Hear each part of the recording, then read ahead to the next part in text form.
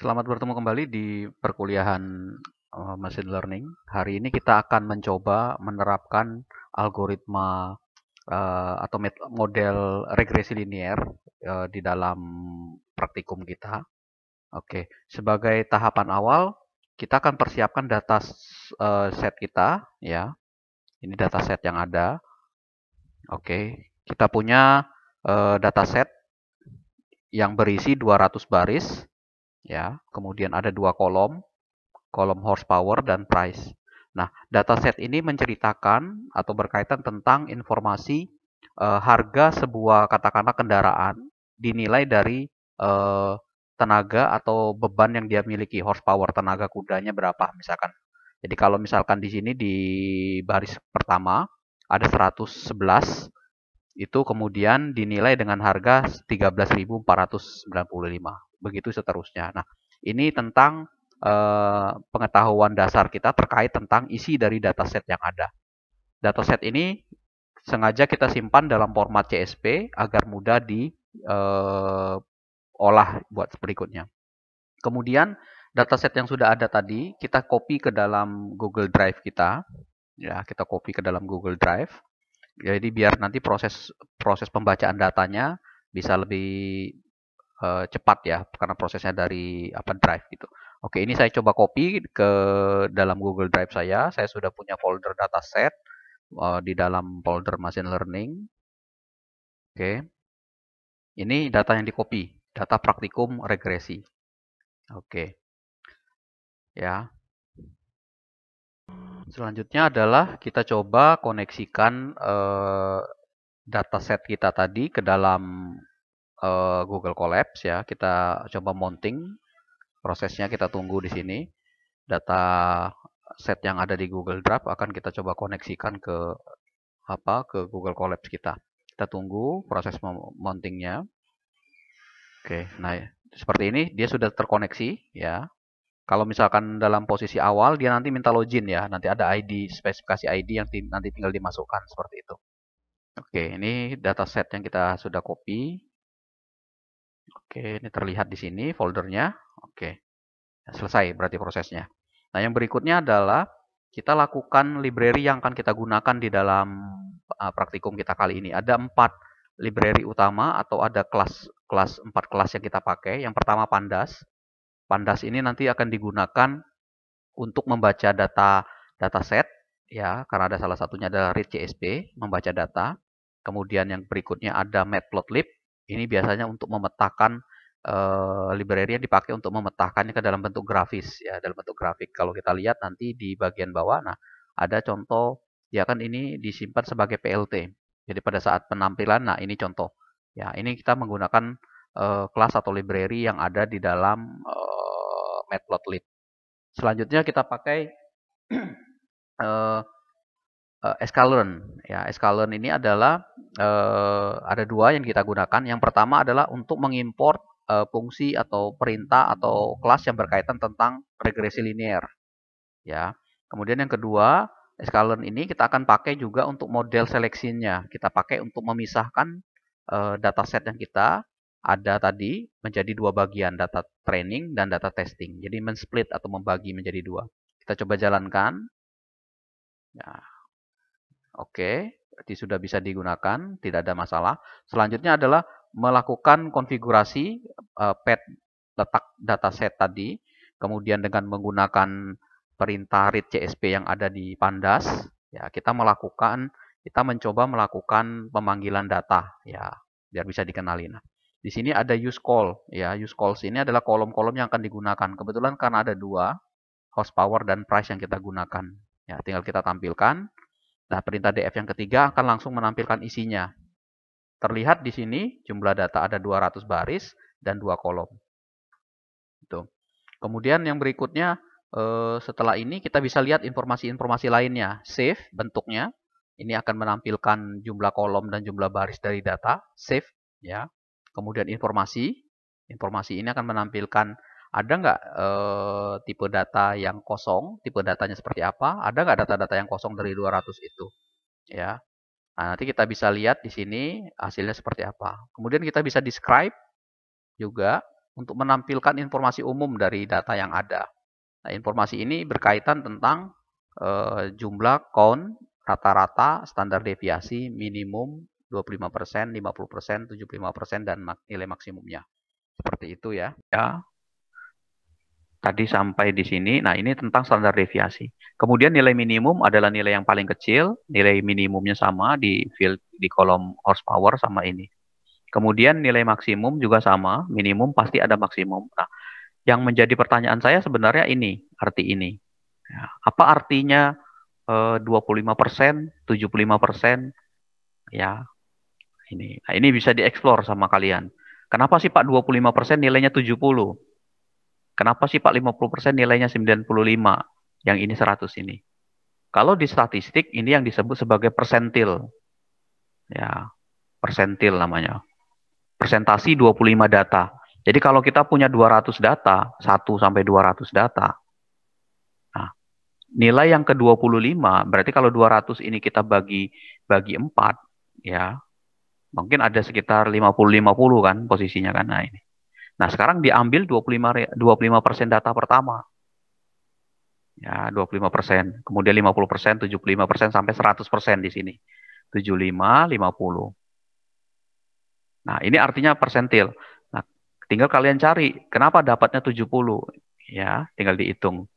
Ya, jadi clue-nya adalah 25% ini bicara tentang persentil data yang berada di lingkup 5%, 25% pertama, 50% pertama, 75% pertama. Seperti itu. Kenapa sih ini penting? Karena ini bisa menceritakan bahwa data yang 25% ini 70, dia harusnya makin menaik di sini. Ini keunikannya persentil. Jadi datanya makin menaik. Ingat bahwa nilai persentil ini harus disorting dulu dari yang terkecil. Jadi field horsepower ini harus kita sorting dari kecil ke besar, terus kita ambil, kita lihat data yang ke-25%-nya, nilai tengah yang ke-25%-nya. Begitu juga untuk field ini. Coba ya dieksplor lagi ya. Ya, kalian coba explore. Nah, nge-explore-nya nggak perlu banyak-banyak datanya. Ya, biar mempermudah pemahaman. Ini contohnya misalkan gini. Ya, saya punya data 1 2 3 1. Ini datanya nih. Oke. Terus saya describe. Ya, nah nanti kita bisa lihat misalkan. Nah, ini 25% nih datanya nih. Kenapa 25% dari 4 data ini satu nilainya? 50% 1,5. 75% 2,25. Dari mana nih dapatnya? Nah, ya. Nah, itu coba dicari. Ya, oke. Jadi memang pemahaman tentang machine learning harus ada sedikit pemahaman tentang statistik dan matematikanya. Jadi ini adalah resume. Ya, nanti resume-resume ini kalau kita misalkan bicarakan bikin laporan, kalau misalkan kalian diminta bikin laporan hasil analisis, maka kita bisa membuat ini sebagai sebuah kesimpulan. Dari data yang sudah disampilkan, kita peroleh bahwa datanya adalah rata-rata yang diperoleh adalah 1,75. 1,75 itu artinya apa? Artinya adalah bahwa kalau kita lihat selisih antara masing-masing data terhadap rata-rata, ya, maka akan nilainya rata-rata ini tidak melesat jauh atau tidak berbeda jauh dengan data-data yang ada di dalam kelompok ini. Jadi selisihnya nggak terlalu jauh nanti kalau ditarik sebuah garis. Begitu juga nilai minimum artinya apa, 25% dan seterusnya. Oke, itu eh, cara mencari ya. Kalau misalkan ada yang bertanya, Pak, 25% apa artinya? Nah, ini contohnya. Coba dihitung ya, dicari. Kemudian yang berikutnya adalah kita cek yang data kosongnya ada nggak? Ya, kalau ini perlu. Yang perintah ini bisa aja di skip oleh kalian. Jadi yang penting itu sebenarnya kalau kita mau hanya ngambil regresi linearnya saja, perintah yang ini dua ini wajib dijalankan. Yang ini nggak perlu juga nggak apa-apa. Nggak mesti harus berurutan dia. Jadi bisa aja nanti kita lanjut ke bawah. Ya, cuman saya mau nyampilkan sekalian bahwa proses analisis itu bisa dilakukan seperti ini. Nanti ini di copy, pindahin ke Word, misalkan dijelasin apa. Nah, sekarang kita lakukan univariate analisis. Jadi variabel yang pertama, variabel horsepower, ya, variabel horsepower ini sebagai variabel X, itu kita coba lakukan pendistribusian. Ya, ini ya. Jadi kita lakukan dengan menggunakan univariate EDA namanya. Jadi kita eksplorasi satu-satu dulu. satu field dulu. Field pertama kan ada horsepower. Ya, ini namanya univariat. Ya, kalau di statistik lanjut ya, nggak ada di statistik probabilitas dasar itu. Ada namanya analisis variabel univariat. Univariat uni itu kan satu ya, jadi satu variabel. Nah, kita nggak perlu pakai perhitungan statistik yang menjelimet, cukup kita plotting aja, plot aja. Kita pakai F yang ada di Matplotlib, PLT tadi. Figur ini adalah gambarnya. Jadi yang ini gambar ini. Nah, kita pesan dulu areanya segini. Ini area kotak ini. Nah, ini akan membentuk figur size-nya ukurannya 12:4. Ya, 12:4 di sininya nih. Ya, ini 12, ini 4 nih. 1, 2, 3, 4. Seperti itu. Kemudian, kita tambahkan ya subplot 1,1. Nah, ini bisa kita lihat nanti isinya itu. Ada argumen-argumennya. Nah, ini isinya kalau kita perhatikan, ya kalau kalian perhatikan di sini ada n rows, n column, index sama ini. Ada 4 parameter. Ya. Nah, yang ini yang penting adalah baris, kolom sama indeksnya. Ya, ini bintang-bintang ini artinya bisa di skip nantinya argumennya. Oke. Nah, ini kita plot terus kemudian masukkan isinya. DF, ingat DF ini tadi kan yang ada di dalam Pandas. Nama datasetnya tadi. Datasetnya kita kan ini DF namanya. DF terus kita ambil datasetnya kita, kolom horsepower-nya, kita plot ke dalam gambar ini. Nah, kain KDE ini adalah singkatan dari kernel density entitas nih. Kernel density estimation. Ya, jadi estimasi, ya. Nah, kita bisa menambahkan misalkan kalau kita mau, ini ada parameter lain warna. Misalkan saya isi R di sini. Ya, kalau saya jalankan, nah ini R. Oke, bentar, saya add dulu ini ada yang masuk. Oke, jadi kita bisa nambahkan kernel density entitas ini memang berkaitan tentang bagaimana dia ngeplot jenisnya, jenis gambarnya seperti apa. Sedangkan C ini adalah color, warnanya. Warnanya apa? Mau garisnya merah, R. Pak mau biru, misalkan biru.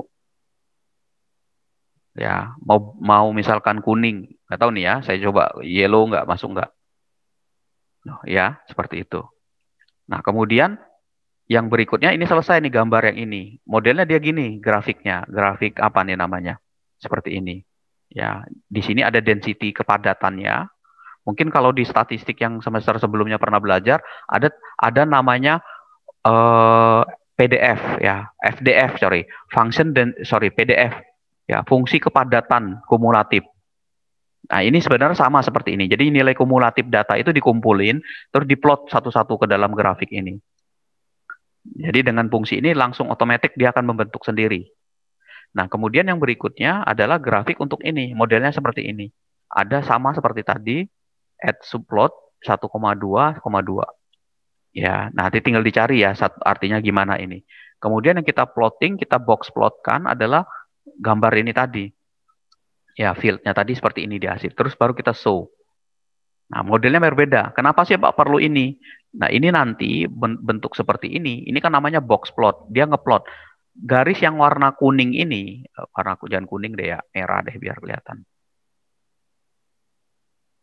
Oke. Nah, garis yang berwarna merah ini, kalau kita gambarkan, itu sebenarnya titik yang ini kan ini. Yang ini kan tingginya kan di kira-kira di 100 ya. Kira-kira ya. Kira-kira di angka 100 lebih di sini. Yang titik puncak ini. Nah, itu ada di sini nih tintang. Nah, kelihatan di sini. Ini kan di angka 100. Gitu. Jadi box plot ini dia ngeplot ke dalam susu. Ini nilai tak terhingga bukan angka 8. Jadi nilainya bisa berlanjut ke atas. Nah, ini ke bawah. Jadi dia ngeplot datanya itu dikumpulkan ada di mana sebarannya di dalam box plot ini. Ya. Oke. Nah, hal yang sama kita lakukan juga untuk analisis univariat ini terhadap variabel harga. Jadi sama, di copy saja, tinggal diganti tipe datanya, ininya diganti oleh kita, fieldnya atau fiturnya kita ganti.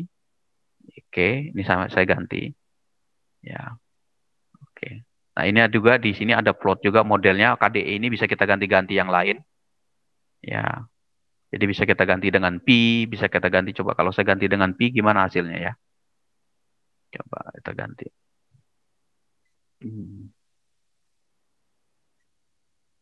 Oke, jadi pi ini kan bicaranya tentang lingkaran ya, grafik lingkaran tuh, seperti ini kan. Ya, karena datanya ada 200, mungkin nggak tepat kita menggunakan grafik ini. Karena akan kecil banget hasilnya. Tuh, ini juga akhirnya kan jadi box plotnya jadi menaik dia di sini. Ya, maka ini kita ganti, balikin lagi, kita pakainya yang plot biasa aja. Ya, ini saya aktifkan lagi, saya run. Oke, nah ini yang kita sebut sebagai tahapan dalam regresi linear. Setelah kita dapat datasetnya, kita baca data-datanya, terus lakukan figuring. Figuring itu kita lakukan pemetaan terhadap data field yang ada, masing-masing fieldnya seperti apa. Kemudian yang berikutnya, dari dua data tadi, dari dua field tadi, kita gabungkan. Ya, kita gabungkan. Nah, kita gunakan scatter. Scatter ini adalah isinya nanti dalam bentuk lingkaran-lingkaran, titik-titik, dot ya, dalam bentuk titik. Ya, nah ini fungsinya nih, max probably ada scatter. Scatter ini nanti titik-titik ini yang seperti ini gambarnya, titik-titik. Dia akan memetakan. Jadi kayak sumbu X dan sumbu Y. Nah, ini horsepower-nya X, price-nya adalah sumbu Y-nya. Jadi kalau dia 50 berapa. Jadi kalau kita balik ke dataset tadi, misalkan ini 121, nah ini 121 ini sumbu X, ini sumbu Y-nya ini. Seperti itu. Ya. Ya. Nah, ini kita plotting, scatter plot ya, kita scatter terus kemudian sumbu X, sumbu Y. Nah, X labelnya, sumbu X-nya kita kasih keterangan horsepower. Ya, legendanya ya kalau di Excel ini. Terus kita kasih judul yang ini tulisan yang atas, terus kita tampilkan. Nah, nanti dari sini kita lihat, kalau kita lihat sebarannya, sebaran data ini. Kalau kita sebagai seorang kalau kita sebagai seorang yang berkecimpung di machine learning, bicaranya tentang data. Kalau kita lihat sebaran data ini, apa yang bisa kita simpulkan kalau kalian lihat? Artinya apa? Bahwa sebagian besar data itu berkumpul di kisaran 150 ke bawah. Ini kan 150. Sorry, saya tandain dulu ya. Jadi kumpulan datanya berkumpul di sini nih. Nah, ini katakanlah 150 ada di sini. Dia ngumpulnya di sini. Nah, perkumpulannya. Jadi ya. Jadi kalau sebagai seorang yang kita jeli, oh berarti ini ada dua kemungkinan bahwa harga-harga kendaraan yang dijual ini ya itu kisaran yang paling banyak dominan itu ada di kumpulan data ini. Yang artinya apa? Orang akan membeli itu kalau jumlah kecepatannya di bawah 100, lebih dominan, di bawah 150. Ya, seperti itu. Jadi contoh misalkan gini lah, kalian misalkan saya mau beli motor nih, ya, atau mau beli barang yang bekas, ya bekas. Itu kita lihat, kita kan sering nanya, sudah berapa lama barang itu dipakai. Nah, biasanya yang makin lama itu harganya kan kendaraan ya yang nilainya turun ya, bukan rumah gitu ya. Kalau kendaraan makin banyak sering dipakai, harganya mungkin akan menurun nilainya di situ. Nah, kumpulan data ini sebenarnya menceritakan itu. Oh iya ya, berarti sebenarnya ini secara tidak langsung menceritakan seperti itu. Ya, kumpulannya dia ngumpul di kelompok ini. Lebih detail lagi sebenarnya lebih dominan adanya di sini. Nah, ini. Ada dua kelompok ya. Kelompok pertama yang ini, kelompok kedua yang lebih kelompok ada ini. Ya, nah, yang lain-lain bukan artinya tidak kita pertimbangkan. Yang lainnya yang ini, misalkan ini ya, yang ini. Ya, yang ini data ini, data ini. Nggak kita lihatin. Kita lihat, cuman ini menjadi eksklusif ya. Ya, ini nanti kita cek nih data ini. Kenapa dia sendiri? Kenapa dia menjadi pembeda? Jadi setelah tahu, oh kecepatannya, waktu yang dipakainya Pak sudah lama Pak, udah 250. Harganya gimana? Oh ternyata ini berbeda, harganya cukup tinggi juga nih Pak. Tuh, 3.500-an, 35 ribuan. Harganya cukup gede, tapi ini beda. Nah ini yang kita sebut agak berbeda. Ada kendaraan yang sudah lama dipakai, tapi harganya masih tetap naik. Kalau tadi disodorkan data ini, data set tadi, kita belum bisa bicara data setnya ini. Nih, kalau kita sodor ini. Kenapa? Karena cuma dua field. Nanti kita bisa cek apakah perawatannya lebih baik. Oh, ini yang lama ini walaupun lama kendaraannya, tapi perawatannya rajin, bagus, tidak ada cacat, terus pajaknya bagus dan segala macam. Maka nilainya menjadi lebih tinggi. Nah, itu ya, seperti itu. Jadi kalau kita disodorin grafik seperti ini, kita bisa baca, oh iya ya benar nih kelompoknya seperti itu. Ini scatter plot ya. Kita ngeplot data kita ke dalam sebuah grafik ya, dalam bentuk grafik titik-titik ini. Tujuannya ada buat apa nanti? Secara tidak langsung kita akan melihat bahwa kumpulan data seperti tadi akan terkelompok di dalam beberapa kelompok ya data itu tersebarnya di mana-mana aja. Nah, selanjutnya yang penting dari tahapan regresi linear itu adalah menentukan korelasi. Nah, ini korelasi. Nah, ini saya catat di sini. Korelasi itu adalah derajat hubungan, derajat nilai derajat hubungan antar dua variabel. Antar variabel. Oke. Nah, nilainya, kisaran nilainya nilainya berkisar antara 0 sampai 1. 0 sampai 1. Jadi tidak mungkin nilai korelasi itu di atas 1 atau minus, nggak mungkin. Ya. Nah, kalau kita lihat dengan df titik core, dia akan mencari di sini. Ya. Ini ada 1, ini bukan koma ya, 1 ya, koma 000 kalau mau dikomain. Kemudian ini ada 0,811097. Ini 0,8. Jadi derajat relasi atau derajat hubungan antara variabel horsepower dengan horsepower itu 1. Makin besar nilainya, makin besar menuju 1, itu berarti makin besar, makin dekat ke eratannya, makin hubungannya makin bagus, makin derajatnya makin tinggi. Artinya akan menceritakan ada hubungan yang sangat besar di itu. Ada keterkaitannya, saling berpengaruh. Jadi saya nggak bisa menentukan harga ini kalau saya tidak tahu horsepower-nya. Saya tidak bisa menentukan kamu akan lulus berapa kalau kalian tidak memberikan ke saya berapa IPK yang sudah ditempuh saat ini. Pak, saya bisa lulus nggak Pak 4 tahun misalkan? Ya nggak tahu saya. Kamu IPK-nya berapa? Nggak tahu Pak. Ya saya juga apalagi nggak tahu histori nilai kalian, nggak tahu IPK-nya. Terus kalian ujuk-ujuk nanya lulus kapan? Ya saya nggak tahu seperti itu. Tapi kalau kalian menyodorkan Pak ini Pak IPK-nya, ini nilai-nilai yang sudah ditempuh, kita bisa prediksi tingkat kelulusan kalian itu tepat waktu apa tidak seperti itu. Nah ini kita lihat ini horsepower dengan diri dia sendiri nilainya 1. Ya memang dengan variabel sendiri kan pasti segitu. Kalau horsepower dibandingkan dengan price, nilainya adalah 80. Ya, 0,81. Artinya apa? 80%-an, 81% variabel horsepower ini memberikan pengaruh terhadap harga. Ya. Jadi pengaruh horsepower ini terhadap harga itu sekitar 81%. Jadi ketika kita mau menjual sebuah kendaraan, horsepower ini itu menjadi salah satu pertimbangan oleh orang ketika mau membeli. Artinya ada hubungannya. Nah, kalau misalkan contoh yang lain, kalau tadi ternyata IPK dengan masa studi itu korelasinya katakanlah 0,10, artinya IPK itu tidak terlalu berpengaruh signifikan terhadap perubahan terhadap tingkat kelulusan. Kalian mau IPK-nya 3, mau IPK-nya 2,5, mau IPK-nya sekian, IPK itu tidak berpengaruh tidak terlalu ada pengaruhnya berapa persen, cuma 10% terhadap tingkat kelulusan kalian tepat waktu apa tidak.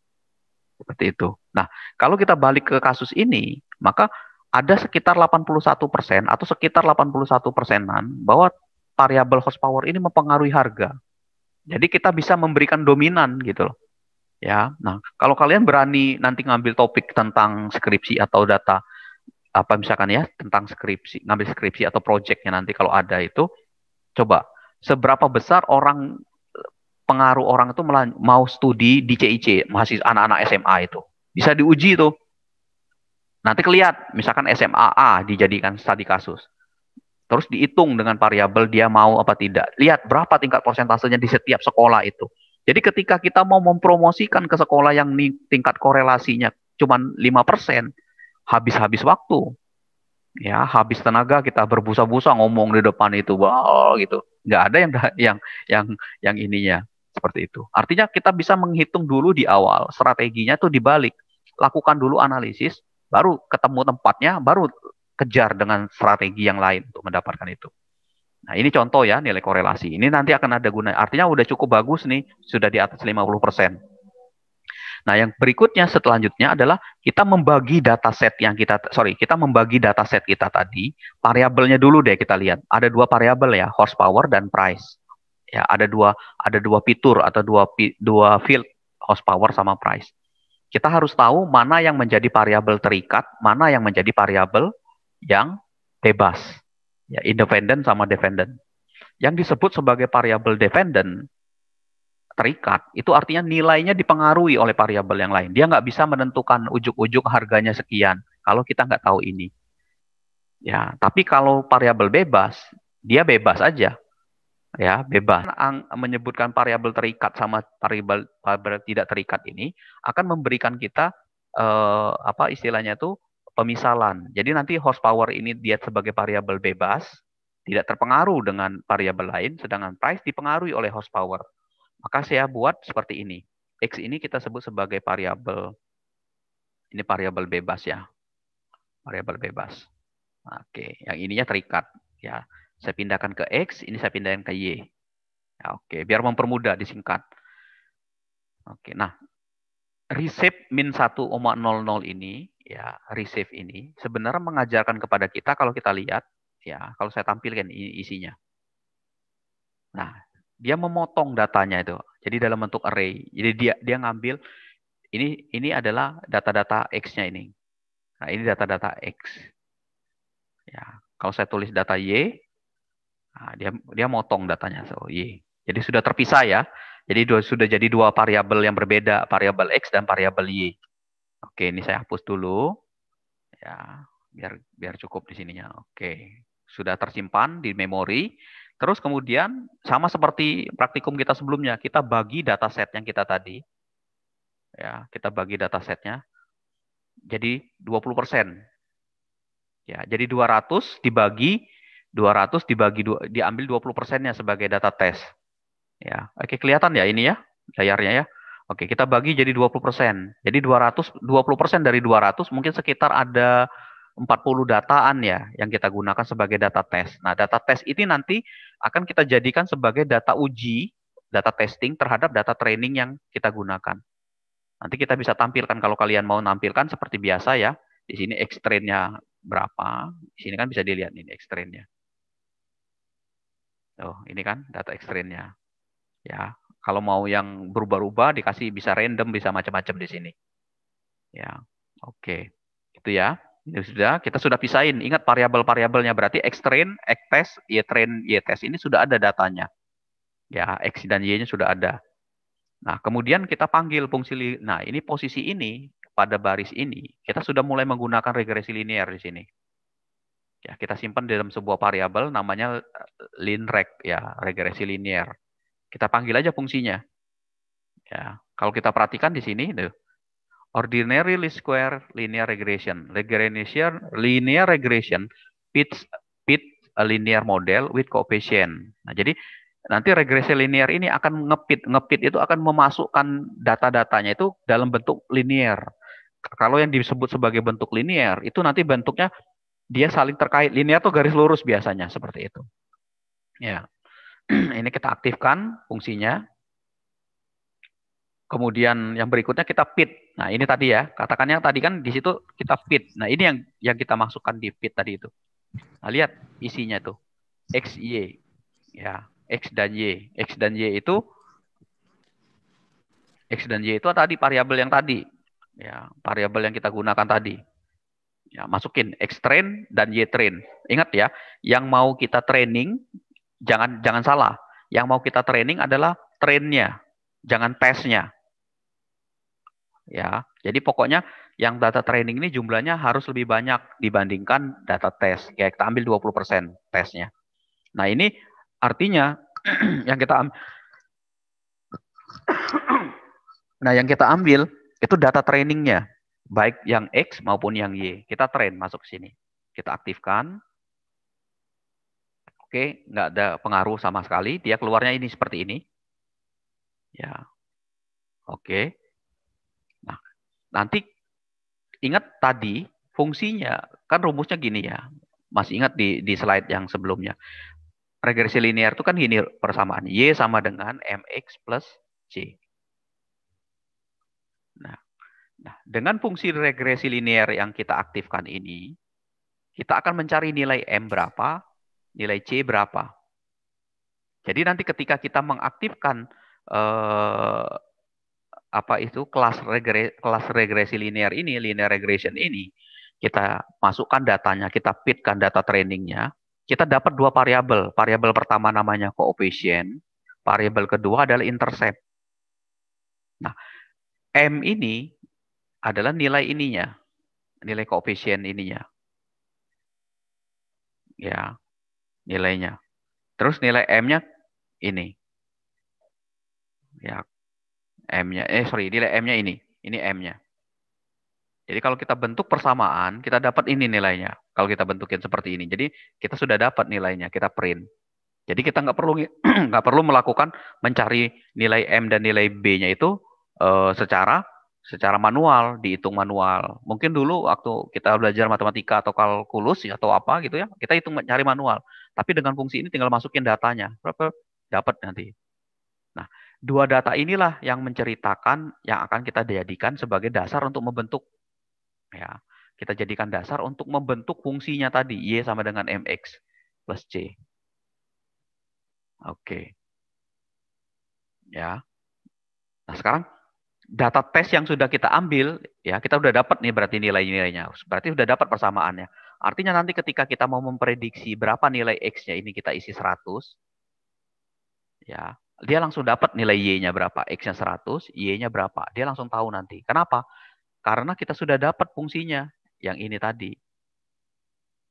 Oke, sebenarnya sampai tahapan ini sudah selesai. Jadi sebenarnya fungsi regresi linear itu cukup dikerjakan dengan beberapa baris saja. Ya, jadi kita nggak perlu banyak-banyak. Jadi kalau kita lihat dari pertama kali tadi, nah dari ini ngeplotnya sini, dari atas berarti ya, dari kita ini plotting ini, terus kemudian kita pisahkan datasetnya, panggil kelas regresi linearnya, fitkan data trainingnya ke dalam regresi linear, terus lihat hasil persamaannya seperti apa. Ya, nah, sampai sini sudah selesai, sudah bisa ditentukan. Ya. Nah, sekarang kita coba lagi. Kan tadi data testingnya tadi kan sekitar 20% dari 200 data tadi. Kita coba data testing yang kita tadi, yang 20% dari 200 berarti sekitar 40 data. Nah, 40 data yang ada tadi, yang random tadi bentuknya, kita cek skornya. Ini untuk mengecek tingkat akurasinya sebenarnya. Artinya tingkat akurasi itu bahwa data yang tingkat akurasi ini bicara seperti apa? Maksudnya apa? Maksudnya adalah bahwa data tes ini kira-kira bisa digunakan nggak untuk menguji model yang udah kita buat. Ini nanti model ya modelnya dapat di sini. Ternyata kita dapat dengan menggunakan perintah score. Nah ini score ya, ada variabel xy, sample weight. Nah, ini ada penjelasannya di sini. Kalau kita mendapatkan nilai skornya adalah sekitar 0,5679 atau sekitar 57%-an. Artinya nilai akurasi datanya itu 57%. Sebenarnya ini 57% ini agak kurang bagus sebenarnya. Kenapa? Karena di atas cuma 7 poin di atas 50%. Nah, kalau ragu berarti kita lakukan perubahan dataset di sini nantinya. Kita pakai yang metode yang random yang sebelumnya. Jadi datasetnya diacak lagi, dicari lagi yang lain dataset untuk yang data testing ini. Ya, kita coba ganti. Biar kita mendapatkan tingkat akurasi yang di atas 50%-nya agak lebih tinggi. Misalkan di angka 60, 70, atau 80. Tapi nggak bakalan mungkin 100% ya. Pasti di kisaran 80, 90 segitu. Tapi ini udah bagus ya, udah oke. 56 ini udah di atas. Ya. Ya, mungkin ada pertanyaan dari kalian, Pak, kalau nilai persentase skornya di bawah 50% gimana, Pak? Ya, kalau mau dilanjutkan nggak apa-apa. Tapi nanti akan ada ketemu bias yang besar sekali. Nah, salah satu solusi caranya gimana? Data data set yang sudah kita bagi tadi, kita ulangi lagi, kita random ulang susunannya. Biar kita mendapatkan nilai akurasi yang agak lebih tinggi dibandingkan yang sebelumnya. Tuh. Jadi nilai akurasi ini apa arah maksudnya? Maksudnya adalah seberapa besar ya tingkat kepercayaan data testing yang 200 ini bisa digunakan untuk diuji di dalam model kita. Ya, contoh gini, misalkan gini. Misalkan kita mau tes COVID nih, ya, katakanlah mau disuntik vaksin. Nah, pertanyaannya gini, kamu berapa yakin kamu siap untuk disuntik vaksin? Jawabannya aduh gimana ya? Oh, berarti dia nggak terlalu yakin di situ.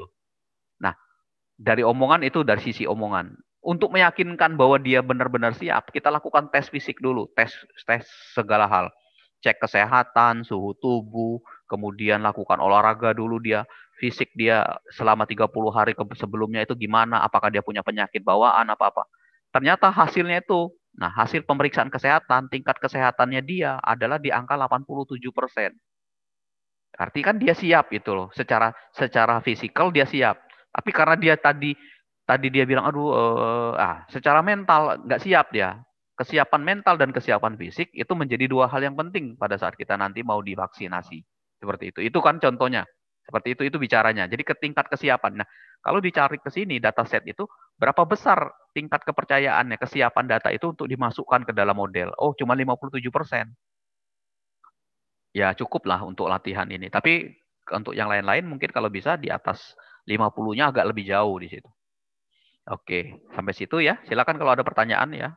Nah, yang selanjutnya adalah setelah kita tahu data testing dan tadi akurasinya, kan kita mau coba nih memprediksi. Nah, yang kita coba, yang kita prediksi itu adalah data tes yang kita dapat dari pemisahan tadi yang 200, yang 20 data, sorry, yang 20 data, yang 20-an data tadi, sorry 40-an data yang ini. Ini kan 20%. 20% kali 200 kan 40-an ya. Nah, 40 data itu kita uji, kita prediksi. Kita prediksi. Masukin ke dalam fungsi linrec tadi. gunakan gunakan fungsi perintah prediksi singkatannya. Nah, ini kalau kita lihat di sini kan cuma satu nilainya. X. X ini adalah array dalam bentuk array atau dalam bentuk matrik. Ya, dalam bentuk matrik. Jadi ini X testnya ini kan kita udah dapat ini tadi. Kalau saya tampilkan X test kan begini ya. Ini kan X test. X test. Ya. Tuh, ini kan X testnya kan. Ya, X testnya ini, data-datanya. Ini kan untuk sumbu X ini. Untuk sumbu X. Ya, untuk sumbu X-nya. Kita udah dapat. Masukin ke dalam ini tadi. Ya, masukin. Kita plotting, scatter plot, X test terhadap Y test. Ya, kita plotting ke dalam sumbu X dan sumbu Y-nya. Plot nilainya, kasih warna merah gambarnya, kasih labelnya horsepower, Y labelnya price, kasih judul. Kita punya data seperti ini. Set. Nah, yang ini, yang Y prediksi ini, nah ini kan X test terhadap Y prediksi. X test terhadap Y prediksi. Kalau yang scatter ini adalah X test sama Y test. Ini adalah ya ini gambarnya yang titik-titik. Ya, titik-titik. Nah, ini yang titik-titik scatter plot ini, titik-titik ini. Ya, nilai X test-nya nih, nilai X test sama Y test. Sedangkan yang ini, nah ini adalah garis lurus. Lurus warna merah. Ini warnanya bisa diganti-ganti di sini ya. Nah, dia membandingkan antara X test dengan Y prediksi. Jadi garisnya itu ini. Set. Nah, artinya apa? Nilai prediksinya itu ada di sini angkanya. Artinya nilai X test yang ini terhadap ini itu ada selisih kan. Ini jaraknya kan, sorry, saya tandain garis dulu nih ya. Ini kita lihat di ini. Ini kan ke sini nih. Nah, yang ini. Oh, ini saya tarik garis ke sini. Nah, ini. Tuh. Masing-masing punya jarak. Tuh. Ya, punya jarak terhadap nilai prediksi ini. Jadi ketika titik ini, kita prediksinya ada di sini, misalkan di sini. Ya, ada prediksinya di sini nilainya. Kalau ditarik garis dari sini ya, seperti itu. Oh. Jadi garis merah inilah menyatakan angka-angka prediksinya ada di sini, di garis ini. Ya, seperti itu. Nah, ini untuk kita tes terhadap data tes. Ya, jadi kita prediksi seluruh data tesnya itu kita prediksi. Jadi kalau misalkan ini adalah nilai yang sebenarnya, kan tadi gini, kan data ini contoh ya. Nah, ini katakanlah ada 10 sampai sini ya. Sorry. Nah, dari 10 ini, kalau kita ngambil 20%-nya, berarti kan ada dua data yang kita jadikan data tes. Nah, ini misalkan katakanlah ini data tesnya, ini data trainingnya nih. Nah, ini trainingnya kayak gini. Nah, sekarang data tes ini, yang nilai ini, kita prediksi. Ternyata hasil prediksinya, katakanlah, ada di angka 0,34 sekian. Yang ini ada di angka 0,2 sekian. Ya. Nah, aslinya padahal 140 ini adalah nilai aslinya kan ini. Ya, 23 ini. Sorry, ini. Ya, jangan koma ya. 300 sama 200. Oke. Aslinya yang 140 itu adalah 23875. Aslinya yang ini 101. Itu nilainya ini aslinya. Nah, ini yang 23875 ini adalah grafik yang biru titik-titik ini. Ini aslinya nih, yang asli. Yang biru ini, titik-titik biru. Nah, sedangkan pada saat kita melakukan prediksi terhadap data ini, kita peroleh angkanya 3.450, 2.300. Ini hasil prediksi. Ini yang garis merah, ini yang warna merah. Ya, warna merah tuh yang ini. Artinya apa? Antara 3.000 terhadap 23.000 itu ada selisih. Artinya bisa jadi nanti yang ini 34.000, di sini jadi 3.000 di sini. Nah, inilah ada selisih jarak antara ini ke sini. Seperti itu. Jadi seluruh data tes itu kalau kita lihat, ya seluruh data tes yang kita bagi ini, dia punya nilai prediksi sendiri. Nanti tinggal kita mencari. Kalau kita lihat kan di sini, kalau kita lihat kan sebenarnya tidak terlalu jauh dari hasil prediksi. Kenapa saya bisa bilang seperti itu? Coba dilihat di sini ya. Nih, ini kan ini merah nih kan hasil prediksi. Nah, yang jauh-jauh banget ini yang paling jauh itu ini, yang paling jauh. Kalau dilihat di sini. Kedua ini. Ya, ini yang paling jauh. Kalau asumsi kita, kalau kita ngambil yang paling dekat itu ada di sini. Nah, mungkin di angka 2.500 segini. Nah, ini sudah dekat ini. Nah, ini dekat nih. Ya. Artinya lebih banyak yang dekatnya kan dibandingkan. Kalau ternyata garisnya di sini, titik-titiknya ada di sini, ya ada di sini semua titik-titiknya, jauh jarak ini ke sini terhadap garis merah. Berarti prediksi kita itu nggak kurang tepat. Nah, ini kan agak cukup bagus nih. Tingkat persen ini kan yang jauhnya kan nggak banyak di sini. Yang lainnya kan udah ngelompok di satu ini. Nah, model ini bisa dijadikan, berarti kita udah oke nih, berarti sudah bisa dipakai. Jadi contoh gini lah, kita punya data curah hujan dari hari pertama sampai hari ke 365 setahun. Nah, kita bisa pakai data curah hujan itu untuk memprediksi data curah hujan di tahun depan. Nah, sekarang kalau ternyata data aslinya misalkan hujan, terus prediksinya tidak, ya jaraknya berapa jauh tidaknya dan ya itu ada nilai berapa jauh. Ya, kalau dia terlalu jauh, kalau dia di atas 50% berarti sudah jauh banget. Tapi kalau cuman masih 50%-an ke bawah, itu masih bisa ditoleransi. Ini contoh nih. Ini kan enggak, ini walaupun jauh, ya ya ini tergantung kita. Kalau kita bilang di atas 2.500, maka itu nggak masuk di dalam yang ini tuh nggak masuk ini nggak masuk kita pakai datanya karena prediksinya jauh. Cuman berapa nih? 1, 2, 3, 4. Ada 4. 4/20 data. Ya, 1/5. Ya, 1/5 itu mungkin sekitar berapa persen. Ya, nah sekian persen datanya nggak terlalu banyak. Ya, jadi nggak terlalu banyak yang biasnya, yang errornya nggak terlalu banyak di sini. Itu ya. Oke. Jadi ini bisa kita pakai untuk memprediksi. Jadi ini udah dapat nih prediksinya terhadap data tes. Hasilnya udah kelihatan di sini. Ini nanti bisa kita copy ke Word, kita tulis analisisnya dari situ. Nah, kemudian yang berikutnya, kita mau memprediksi, tapi datanya nggak ada. Datanya tuh, data harganya nggak ada. Tapi kita mau memprediksi harga mobil kalau ada data baru. Jadi gini misalkan, jadi nanti sistem yang kita buat itu, kita udah dapat modelnya, kita tinggal nginput aja. Horsepower-nya berapa? 100. Ya, dengan predik 100 kita masukkan, kita dapat nilainya segini. Tuh. 12.728, sekian. Ya, kita dapat nih prediksinya. Jadi ketika kita, kalau ditanya Pak, saya punya mobil yang mau dijual berapa ya? Sebentar, berapa ininya yang sudah dipenuhi? Kita input aja, enter. Oh, kira-kira harganya 12.728 dolar, misalnya kita bilang gitu. Oh, oke. Pak, kalau saya punya 150 gimana, Pak? Coba ya, ntar saya input dulu. Truk. Oke, kalau kamu punya 150, harganya adalah 21.996 dolar. Kalau 200 gimana, Pak? Ya, kalau 200 tinggal diganti ya, masukin sini. Segini. 31.265.000.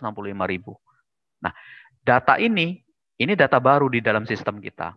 Jadi nanti kalau kita bikin sistem ada dua. Di back end-nya itu adalah mengolah model. Kalau kita pindahkan ini ke Word, ke apa web ya, atau ke mobile. Jadi di belakang kita sudah punya model. Ya, kita punya model. Model ini kita nggak tunjukkan prosesnya ke user. Nanti ketika user berhadapan dengan judulnya sistem prediksi harga jual kendaraan bermotor menggunakan regresi linier. Nah, kita udah punya datanya, ya kita prediksi. Jadi orang tinggal masukin, kamu punya data apa? Ini Pak, enter keluar dia 100. Nah, sekarang kan tinggal deal-dealan ya, tinggal deal-dealan. Oke. Nah, nanti kan ada deal-dealan gitu. Dari harga prediksi 100 misalkan gini, ternyata keluarnya 12.728.000 sekian. Waduh mahal banget Pak, bisa nggak turun ya? Ya sudah deh, bulatin aja 12.000, jangan 12.700. Waduh mahal Pak, bisa nggak Pak 11.000? Deal, oke cocok. Nah, yang 100 dan yang cocok nanti katakanlah deal hasilnya itu jadi 11.000. Ini udah asli datanya, bukan lagi prediksi. Prediksi kita adalah segini, 12.728. Sekian. Ternyata hasil dealnya jualnya 11.000. Oke, ini masukkan lagi ke data set lagi, nambah lagi ke data set lagi. Jadi 201. Nanti kan pasti berubah lagi. Ketika sudah dapat data ini dengan hasil prediksi ini, nanti kita akan dapat prediksi baru. Kalau 100 bukan lagi segini, pasti berubah. Tapi kalau yang kedua, ada orang lagi yang kedua datang, Pak, kalau saya harga 150 berapa dijual kendaraannya? Udah, harganya 21.996.000. Oke, dia nggak masalah dengan itu. Ya sudah, berarti oke nih data ini. Nah, kita simpan 150 ini kita simpan dengan hasil hasil hasil penjualan yang benarnya adalah segini. Oke, ini simpan ke dalam dataset. Dataset kita sudah bertambah. Dari yang pertama menjadi 201, ini 202. Ya, terus ada lagi orang ketiga lagi, Pak. Datang lagi dia mau jual lagi kendaraannya ke kita. Saya punya data ininya sudah dipakai sekitar 200-an gini. Berapa harganya kira-kira? 31.265.000 misalkan. Ini hasil prediksi. Tapi kita nggak ngomongnya segitu. Sebagai penjual, kita naikkan itu. Udah 32.000 deh kita bilang. Kita jualnya gini, di atas ya. Aduh, nggak bisa Pak, segitu mahal banget ya, nggak bisa turun. Udah ini harga pas, gini-gini. Sudah di akhirnya oke. Berarti nilai yang asli prediksi kita ini, ya, dan ini nilai aslinya, kita pakai nilai ini. Yang prediksi berarti nggak kita pakai. Nanti data yang sudah kita pakai ini, kita simpan lagi ke dalam data set kita yang ke 203, menjadi 200 pasangannya adalah 32.000. Segitu. Nanti ketika dimasukkan lagi data 200, prediksinya bukan begini lagi, pasti berubah karena data setnya sudah bertambah. Seperti itu. Jadi akan ketemu itu yang disebut sebagai pengalaman baru itu, pengetahuan baru itu. Jadi itu yang disebut sebagai kecerdasan buatan itu. Jadi ketika ada sebuah transaksi, ada sebuah data baru dimasukkan, ya kita sudah punya nilai ambang untuk menentukan itu. Nanti ketika data itu cocok dan sesuai dimasukkan ke dalam datasetnya akan bertambah terus seperti itu. Ya, jadi prosesnya akan berlanjut seperti itu. Oke, itu dari saya ya. Ya, silakan kalau ada pertanyaan. Tadi ada pertanyaan dari siapa nih? Dari Eng. Oke, Pak Punten ada rekaman videonya nggak? Ada, nanti saya upload ya. Oke, gitu. Silakan kalau ada yang lain yang mau nanggapin atau apa, atau ada yang mau menyampaikan cerita pengalaman atau apa. Oke. Jadi yang kita kerjakan nanti jadi nanti akan saya bawa ke kasusnya. Ini contoh, makanya saya sengaja berikan pemahaman kepada kalian. Jadi nanti di pertemuan kita nanti setelah UTS, ya, kita akan lebih banyak melakukan analisis gini. Jadi nanti tugas yang kalian berikan itu, ya, kalau bisa tidak hanya sekedar gini, kalau hanya sekedar mencoba data yang seperti ini, kalau kita hanya mencoba data yang seperti ini kan sudah ada di kalian bisa contek ini bisa di copy, pindahin, dapat hasilnya gini. Tapi yang tidak bisa didapat oleh kita itu adalah cara membaca data. Nggak semua orang bisa baca data itu. Jadi ketika kalian nanti disodor, saya mau ngajarkan itu, mau menunjukkan kepada kalian. Jadi ketika nanti kalian berbicara, ketika kita atau mengetahui sebuah data, minimal kita sudah punya prediksi. Oke, kalian sudah tahu. Sebenarnya orang ini nggak salah banget sih. Ada nggak salah-salah banget. Toh nilai kebenarannya dia benar juga masih banyak. Ya. Jadi ketika ada orang dijudge, kamu ini. Ada datanya nggak? Coba lihat datanya. Nah, ketika dia dimarahin habis-habisan, kita lihat datanya. Sebenarnya dia nggak jelek-jelek amat kok. Pada satu sisi yang lain, di periode yang dulu, dia pernah mencapai nilai yang lebih baik dibandingkan sekarang. Ya, jadi dulu dulu pada saat di semester 1, 2, 3, dia IPK-nya 4. Sekarang dia IPK-nya 1,5 semester ini. Dan kita nggak menjudge kita nggak menjudge dia itu pada semester ini kenapa nilainya jelek, tapi di semester 1, 2, 3, 4-nya dia udah 4. Semester sekarang dia menjadi 1,5 IPK-nya. Dan kita nggak menyalahkan dia. Historinya kita lihat dulu kenapa dulu dia bagus, sekarang jadi jelek. Ada masalah apa? Nah, itu kan masalah itulah yang kita tanyakan, bukan menjudge dia karena dia jelek. Kamu kenapa sih PK-nya ini? Iya Pak, saya tuh lagi banyak pikiran. Nah, kan ketemu. Akhirnya kan ketemu sebuah solusi.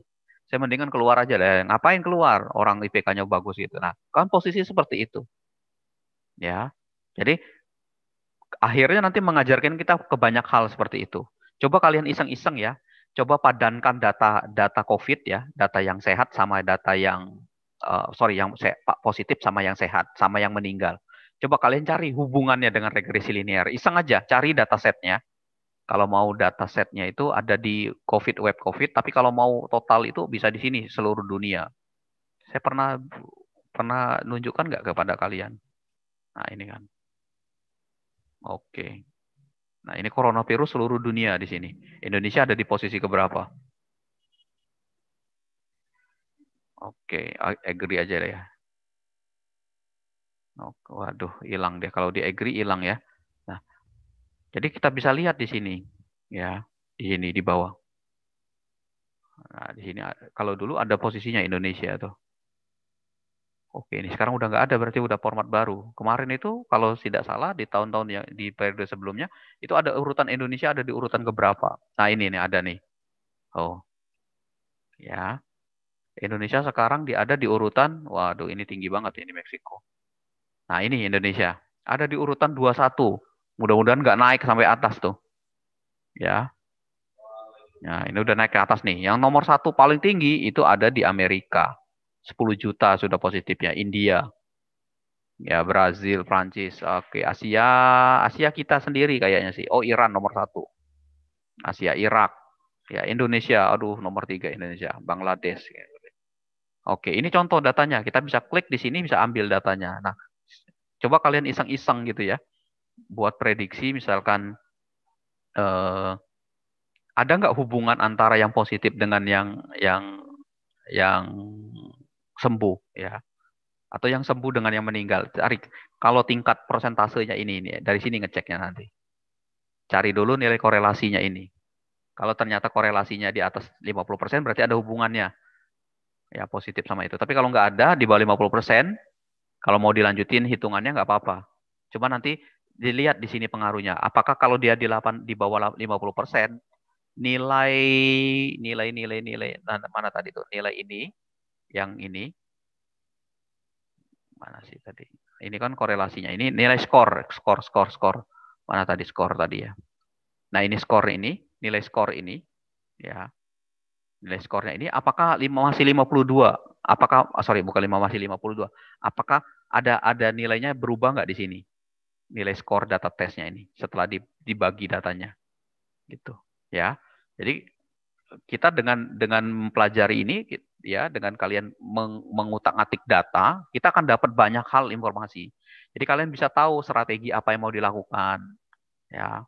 Jadi kekuatan di data, ingat ya, kalau saya bilang data itu tidak hanya data dalam bentuk teks. Ini kebetulan kita analisisnya datanya teks. Nanti kita ambil sampel datanya dalam bentuk gambar ya. Saya cuma ambil dua ya, dalam bentuk gambar dan bentuknya seperti ini, angka, dan ada nanti satunya dalam bentuk tulisan. Jadi sampelnya beda-beda. Jadi kalau bicara mesin learning itu ada macam-macam data. Ada yang datanya dalam bentuk sini seperti ini, ada yang bentuknya gambar, ya. Nanti maka ada ilmu tentang pengolahan gambar. Terus yang kedua, kalau misalkan mau bicara tentang data dalam bentuk teks, misalkan kalimat nih, itu ada lagi metodenya. Apa? Ada lagi. Jadi kalau kita bicara tentang machine learning, itu sebaran datanya tidak mesti harus dalam bentuk teks seperti itu. Bisa juga dalam bentuk gambar, bisa juga multimedia, dalam bentuk media-media yang lain. Suara, ya, ya, suara, video, ya, gambar, teks, ya, terus kemudian angka, itu semua bisa dipakai untuk melakukan sebuah machine learning, pembelajaran ya terhadap itu. Itu dari saya. Ada pertanyaan? Silakan, jangan lupa absensi ya, di kolom absensi. Sambil nunggu ada pertanyaan silakan. Saya izin nanya boleh, Pak? Oke, silakan. Siapa? Haris ya. Oke, mangga Haris. Saya pernah baca kalau misalkan datanya itu sangat banyak, apakah kita perlu ngambil 20% atau cukup ngambil beberapa gitu, Pak? Kalau beberapa itu bagusnya berapa? Misalkan datanya ada jutaan misalnya, Pak. Oke. Seperti itu. Ya, makasih. Nah, sebenarnya tidak ada, sebenarnya kalau bicara datanya banyak itu kan kalau saya bilang ya, dia relatif ya banyak itu. Jadi bisa jadi dalam jadi apakah angka jutaan, ratusan, ribuan, puluhan juta itu bisa kita jadikan, bisa dijadikan dasar sebagai machine learning? Bisa. Jadi makin banyak, jadi bisa dijadikan banyak itu. Terus yang kedua adalah seberapa banyak Pak data itu? Kalau kita punya misalkan jutaan atau ratusan juta, berapa banyak? Sebenarnya tidak ada alat ukur yang pas untuk menentukan itu. Jadi kalau misalkan mau diambil cukup 50 data, ternyata hasil prediksinya sudah bisa mewakili hasilnya, sudah cukup seperti itu. Tapi kalau kurang, misalkan kita coba 50 data dulu nih, ternyata 50 datanya hasilnya kayak tadi. Aduh, persentasenya kurang nih Pak. Naikin coba jadi 100, naikin jadi 1000, naikin jadi 1.000.000. Jadi sebenarnya makin banyak data, artinya makin banyak tuh makin menuju besar nilainya. Itu makin bagus, makin mendekati ke kasus-kasus yang realnya nanti. Seperti itu. Jadi kalau tanya ke saya sih nggak bilang fix angka 1.000.000 atau enggak. Tapi saya bilang makin banyak makin bagus. Ya. Nah, makanya kita berharap sebenarnya kalau kalian nanti ngambil topiknya tentang, ada yang ngambil bahas tentang machine learning ataupun tentang pengolahan data, kalau misalkan ada perusahaan yang memberikan datanya yang banyak, itu ambil aja dulu. Itu kekuatannya sebenarnya. Seberapa banyak? Dia ngasih setahun. Setahun itu dikasih ada 5.000 record. Ya udah ambil aja dulu datanya. Yang penting itu. Nah, baru dari situ kita lakukan pembacaan data. Kita coba dulu dengan data. Gini, sebenarnya banyak apa tidaknya data itu terpengaruh dengan tingkat komputasi komputer kita nanti. Kalau komputer kita datanya cuma 30, 20, 100, mungkin cepat komputernya. Tapi ketika sudah bicaranya yang besar, udah jutaan, kita nggak bisa pakai komputer ini. Makanya kenapa orang pakainya pakainya Google Colapse? Karena salah satu keuntungannya adalah selain dia update dengan versi terbaru, kita meminjam, kan sebenarnya gini, kita meminjam memori yang ada di eksternal, bukan di komputer kita. Ya, jadi kalau kita punya keterbatasan spesifikasi komputer, kita bisa meminjam Google Colab ini, memanfaatkan spesifikasi komputer yang lebih besar di luaran yang punya Google ini. Seperti itu. Jadi kita nggak terpentur. Jadi kalau misalkan bicara besar, bagus banget, makin besar makin bagus. Makanya ada ilmu sendiri untuk mengolah big data namanya. Sekarang itu udah big data. Kalau dulu orang nggak pernah mikirin data-data itu. Contoh gini yang nggak perlu dulu itu nggak perlu dipikir itu mungkin 10 tahun yang belakang, zaman-zaman saya kuliah itu. Contoh gini, asal bisa bikin program, datanya kesimpan, reportnya sudah jadi, udah selesai. Ya, saya pernah di programmer ya di pabrik tekstil ya di Bandung itu. Tiap hari kita bikin program. Setelah selesai program itu, waktu itu zamannya masih pakai DOS ya, masih pakai Clipper. bikin programnya jaringan. Jadi bagaimana memantau satu buah pakaian itu, ada berapa benang yang dipakai. Di situ kita hitung. Saya kebetulan dapat itu, dapat ngurusin itu. Jadi ketika memintal dalam semeter ukuran ukuran pakaian 1 kali 1, misalkan 1 meter kali 1 meter, itu berapa benang yang dipakai, berapa jenis warna yang dipakai jenisnya. Itu sampai puyeng gitu. Jadi berangkat pagi, pulang pulang pagi. Jadi setiap hari itu selama saya di sana setahunan ya, di sana itu tiap hari kerjanya gitu. Jadi stressingnya tinggi gitu ya. Tapi alhamdulillah itu dapat pengalaman. Jadi bagaimana ada rumusnya dia menentukan itu. Sudah jadi itu selesai. 1 meter dapat kalau nggak salah sekitar 3.000, 6.000, 3.000, 6.000 benang ya dalam satu ukuran baju. Nah, itu untuk efisiensi harga sebenarnya. Karena benang itu dihargai dari berapa banyak meter benang yang kepakai di situ. Jadi orang akunting nanti narik ke situ. Kita bagian programmer bikin sistemnya di situ. Itu luar biasa tuh programnya. Di stressing sama orang India, dimarahin terus ya. Cuman syukurnya dia nggak ngerti bahasa Indonesia. Jadi kalau teman-teman yang saya itu orang Bandung ngomongnya agak kasar bahasa itu, what you talking about? Kita diam aja, dia nggak ngerti apa yang kita omongin gitu. Jadi di belakang kalau sudah habis dimarahin kita ngomong gitu dia nggak ngerti. Ya, jadi seperti itu jadi ceritanya. Nah, balik lagi. Jadi datanya kesimpan terus tuh tiap hari. Saya pernah kepikiran gitu, waktu itu belum ada istilah big data. Ya, karena saya lihat database-nya itu. Saya sempat nanya kepada teman saya, ini datanya tiap hari nambah loh, sehari itu. Sehari itu 5.000 record kata saya. Saya bilang, ya, tiap hari itu. Coba bayangkan saya program itu dipakai sudah hampir 4 bulan. Di bulan kelima saya ingat 5.000 kali 30 hari kali 6. Waktu itu kan masih programnya database-nya kan masih DOS, belum ada database yang keren-keren sekarang seperti yang sekarang ini. Adanya waktu itu Oracle, tapi Oracle itu kita beli masih mahal. Jadi kita ngajuin nggak jadi-jadi di situ. Ya, masih pakai itu. Nah, saya pernah punya pemikiran gitu, ini datanya mau dikemanain? Ya, karena program kita udah jadi kan. Datanya gede itu.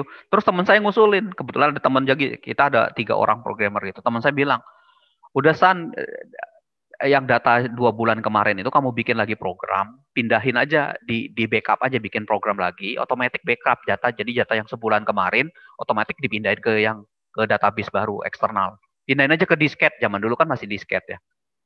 Atau nanti kita ngajuin hard disk baru sebagai backup. Jadi kerjanya gitu. Sudah sistemnya jadi, setelah sebulan jadi, setelah lewat dari 5 bulan, nah bulan yang sebulan terakhir itu dibikinin sistem otomatis dia ngopi, pindahin, otomatis manual gitu. Terus saya kepikiran lagi, data yang lama mau diapain gitu ya. Ilmunya nggak ada. Saya di kuliahan terus terang nggak dapat ilmu. Ini ilmu baru ya, ilmu di zaman-zaman sekarang ini. Setelah saya kepikiran, wah kalau dulu datanya punya bisa dianalisis tuh. Kita bisa lihat tren-trennya, kita bisa baca data-datanya. Cuman kita gitu aja ngelakuin itu. Ya, seperti itu. Jadi tadi pertanyaannya kalau tadi Haris bilang berapa banyak Pak?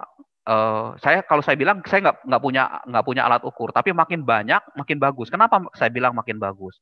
Gini, makin sering ini lihat filosofi kita aja. Makin sering kita ketemu hal-hal yang sama di dalam kehidupan kita kan makin punya banyak pengalaman. Makin sering kalian ketemu banyak masalah, itu sebenarnya bukan makin stressing. Kalau masalah itu bisa diselesaikan, kalian ketemu lagi dengan masalah yang itu lagi. Kalian kan bilang, itu kecil lah masalah itu. Pasti kita akan bilang gitu. Oke, saya udah pernah ngalamin. Kenapa kamu bisa bilang gitu? Karena sudah sering ngadepin itu berkali-kali di dalam hidup. Ya, nah itu jadi filosofinya di situ. Saya sih selalu ngambil itu satu sisi. Jadi ketika banyaknya data itu makin bagus. Cuman memang larinya nanti ke spesifikasi komputer. Pada saat kita mungkin pada saat memisahkan data training ini menjadi berapa persen, menjadi data testing. Nanti indikator komputer akan berpengaruh kadang-kadang. Waduh, lemot, tiba-tiba ngehang, tiba-tiba nge-blue screen dan segala macam. Itu kadang-kadang yang berpengaruh di situ. Ya, jadi hasilnya akan menjadi salah satu titik yang krusial di situ di komputer spesifikasi. Tapi kalau di dalam hasil analisis itu akan lebih bagus, makin banyak makin bagus. Jadi nanti kalau kalian kalau kalian baca atau belajar baca-baca tentang big data, itu salah satu sumber yang bagus di situ. Ada istilahnya nanti ketemu istilahnya Hadoop ya, Hadoop. Ya, ada Hadoop di situ, Hadoop, kemudian ada mesin, ada khusus yang bahas mengolah data set yang banyak jumlahnya di situ. Jadi kalau dulu, jadi ketika sudah banyak datanya itu ada istilahnya namanya data. Jadi setelah disimpan datanya ketemu istilahnya data warehouse, gudang data. Nah, gudang data itu jadi nanti mencari. Terus muncul lagi ilmu baru, data mining. Oh, maju-maju sampai sekarang machine learning. Machine learning sebenarnya udah lama, cuman menjadi tren kenapa? Menjadi tren kecerdasan buatan ini menjadi tren kenapa? Karena ketika dari dulu sampai sekarang orang punya ribuan data. Terus kalau hanya disimpan aja, kita nggak bisa dapat. Ternyata dengan data yang banyak kita bisa olah, kita bisa jual lagi sebuah pengetahuan baru. Itu ya. Contoh sederhananya gini. Kalau dulu kita ngarsip di kantor kita atau di kantor-kantor biasanya pakai dokumen, pakai lemari, pakai kertas ya, kertas lemari satu map disimpan. Ya. Setahun katakanlah ada 10 lemari. Setahun ada 10 lemari. Full itu asumsinya 10 lemari. Ukuran ruangan katakanlah berapa kali berapa? 10 kali 10 misalkan. Ya. Terus tahun kedua nambah lagi 10 lemari lagi kan. Tahun ketiga nambah 10 lemari lagi kertas itu.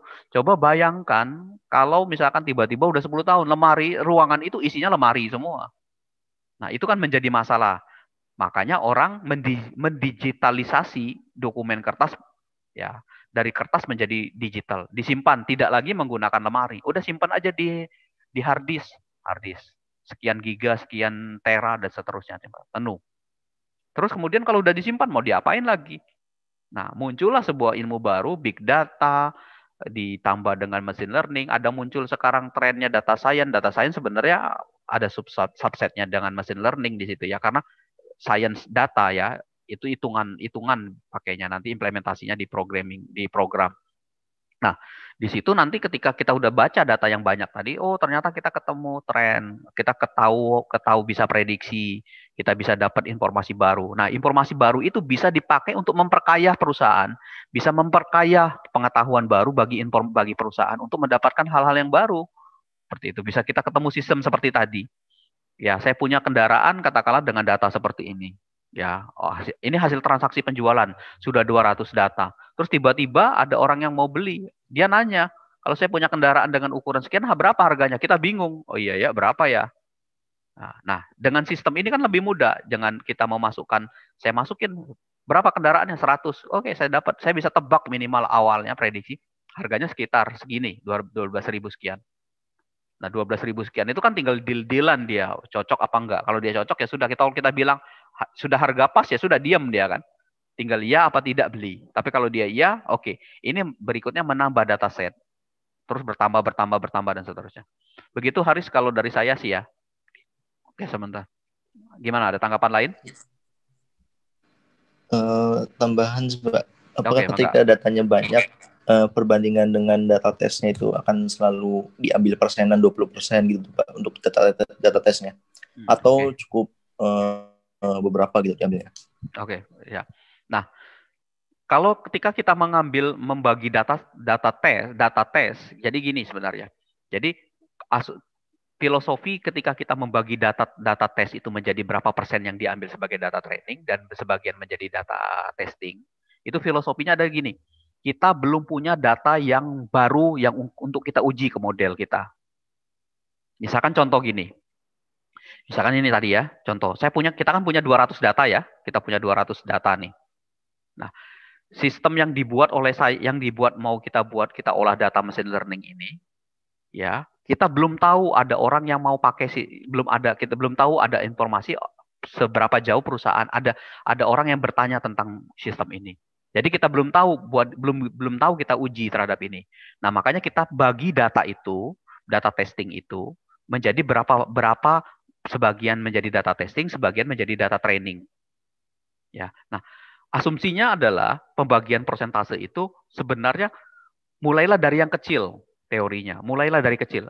Kalau kalian tanya berapa persen Pak kecil, mulailah dari 10%. Coba dulu 10%. Naikin lagi jadi 20%, menjadi 30%. Tapi jangan semuanya nanti dijadikan 100% testing karena kita nggak punya modelnya nanti. Tapi yang pasti asumsinya data testing dan perbandingan data testing dengan data training, itu data training lebih besar daripada data testing. Jadi yang diuji itu, yang dilatih training itu harus lebih besar datanya. Sebab kenapa? Karena dia harus punya pengetahuan baru untuk mengajar dia lebih banyak. Jadi jangan dibalik, jangan yang testingnya besar, ya. Tapi kita balikin, trainingnya harus lebih besar. Kan asumsinya gini filosofinya, belajar kan. Berarti dia harus banyak belajar, biar biasa pinter dia. Nah, untuk ngujinya, cukup kita kasih beberapa testing ujian ke dia, kepada data tadi itu. Kita coba dari model-model yang udah kita bangun. Jadi, mulailah dari 10%. Nah, nanti ketika membuat sistemnya, nanti gini. Ya, ini saya tulis di Excel ya. Jadi nanti ketika kalian menulisnya, di rangkuman akhirnya gini tulisnya. Ini jumlah data testing di sini. Jumlah data testing. Kalian buat di sini ya 10%, ya, naikin 15%, naik lipatan 5 lah katakanlah ya, 20%, 25%. Nah, ya. Kemudian di sini hasil pengujiannya di sini tulis, hasil ujian pengujiannya. Nah, hasil pengujian itu bisa dilihat dari tadi. Kalau pakai metodenya, tadi pakai modelnya regresi linear, dengan hasil pengujian 10%, lihat angka korelasinya ini yang diperoleh yang di sini. Angka misalkan ini, nilai scoring ininya misalkan ini. Nah ini ya, misalkan ini. Ya, misalkan ini ya. Katakanlah saya copy ke sini. Nah, misalkan ini. Katakanlah ini segini. Ketika naik 15% gini. Nah, ini. Nah, misalkan ini saya rubah nih. Ini katakanlah naik ke 55. Ya, ini saya naikin ke 59. Misalkan katakanlah angkanya gini hasilnya. Ya, saya ini mulai bagi. Ya, misalkan gini. Katakanlah ini 6 ya, 65 sekian. Nah, kalau kita lihat hasil pengujian kita ternyata nilai scoringnya, ini skornya, skor data testingnya, kita dapat angkanya seperti ini. Artinya apa? Bahwa ketika jumlah data testingnya kita naikkan, ternyata scoringnya makin bagus. Berarti ini bisa kita naikkan. Gitu loh. Makanya pengujian nanti tidak hanya diuji dengan data testing yang 10%, tapi dinaikkan. Atau bisa jadi sebaliknya. Ya, ini sebaliknya ada di sini. Ya, yang ini ada di bawah, misalkan di sini. Ya, nanti di bawahnya ada lagi. Makin kecil, makin besar. Ya, makin kecil, makin besar nilainya. Ini makin kecil misalkan di sini nilainya. Katakan lagi nih. Awalnya 60%, misalkan terus kemudian turun ke 59, di sini misalkan 55, terus terakhir ada katakanlah di 54 di sini. Nah, ini. Artinya gini, wah kalau kita makin kecil gini, makin besar nilai jumlah testing yang kita naikin, nilainya makin kecil, berarti jangan dinaikkan. Kenapa? Karena makin akurasi skornya makin kecil di sini. Wah, bahaya.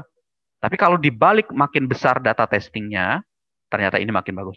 Dan ini seperjalanan dengan jumlah data set yang kita gunakan di situ. Ya, jadi kalau misalkan tadi 200 mungkin kurang bagus diterapkan di dalam perhitungan di situ. Tapi bagusnya jumlahnya besar seperti itu. Gitu ya Haris ya. Oke. Siap, Pak. Makasih, Pak. Oke. Ya, mohon maaf kalau ada yang kurang ini ya pemahamannya. Oke, yang lain silakan kalau ada yang tanya. Jadi sebenarnya gini ya. Jadi ilmu tentang data ini sebenarnya banyak filosofi yang bisa kita dapetin sebenarnya. Pertama, ya pertama kita akan mendapatkan pengalaman baru yang berbeda. Jadi sudut pandang membuat program itu akan berbeda. Jadi ketika kalian mungkin saat ini ketika belajar semester 1, 2, 3 kan belajar bikin program nih ya. Bikin program. Udah jadi nih, mau bikin program apa? Ini Pak, jadi. Kamu udah pernah bikin program apa? Udah 100, saya udah dapat project bikin ini. Selama ini kita bikinnya program seperti itu.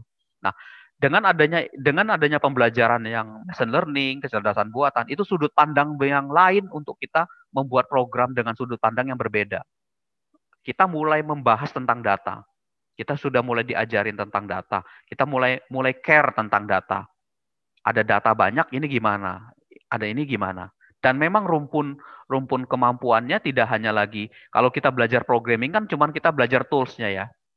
Cuman ngajar bagaimana Pak cara insert data. Oh, pakai perintah ini. Pak, bagaimana koneksi ke data, bagaimana cara membuat tampilan bagus. Itu kan teknis sisi di programmingnya. Pakai CI, pakai Android, pakai Java, pakai PB atau pakai yang lain, itu berbeda tipikal bahasa pemrogramannya.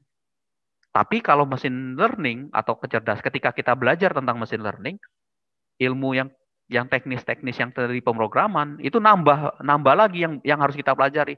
Kita harus memahami sisi teknis perhitungan dan arti asli kesimpulan akhirnya yang kita dapat. Ya, harus kita dapat seperti itu. Jadi kita harus punya juga kemampuan mempelajari dataset itu, mempelajari minimal bukan dalam banget nih. Kita tahu, oh maksud dataset itu ini.